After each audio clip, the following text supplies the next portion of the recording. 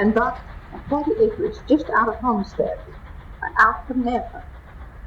In March of 1911, we packed up to come to Idaho. There were my father, mother, myself, and a brother 4 years old, and a sister 2 years old. We came on a Pullman car, which is the plush cars of the railroad at that time. That was a mistake. No one told my dad that when you had 3 children on the car with you, you were supposed to ride in the first class.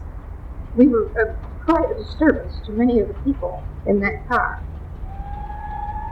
When we arrived in Nampa, 3 days and 3 nights later, we arrived in Nampa. It was at 3:30 in the morning, and it was March 1st, and it was snowing. We asked for a hotel. They told us there was one just about a block up the street. So we started out with my mother carrying the baby, my dad carrying 2 suitcases, and I was leading my little brother. When we got to the place, it was really just rooms over a tavern. We inquired for a room and found that the only thing available was a one bed, one double bed in one room. We took it and had all 5 sleep in that bed the rest of the night. To make my mother and father and the baby slept at the top of the bed. My brother and I on the sides at the foot. To make it more miserable, my little sister proceeded to cry most of the rest of the night. In the morning, we found that our railroad car, had not arrived.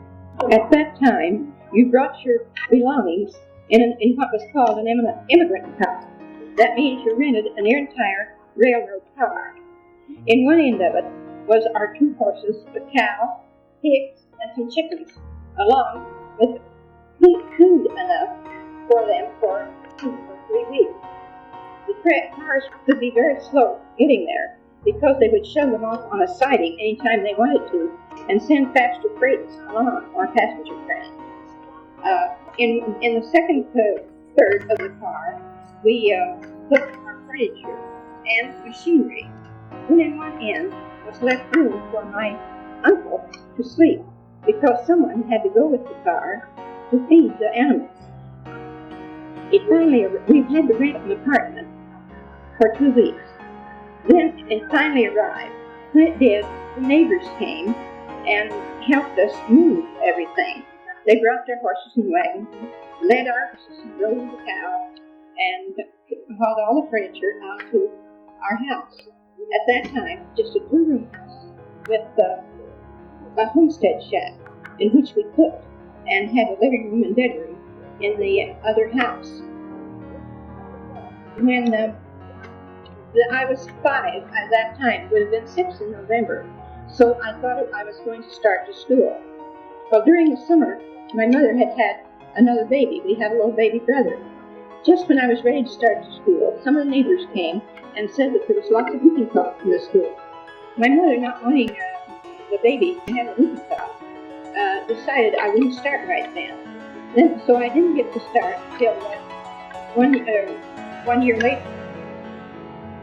I went to school late, 1 month late, and the teacher told me I was too far behind. I would have to wait until next year. This was a very great trauma to me, but I cried a lot.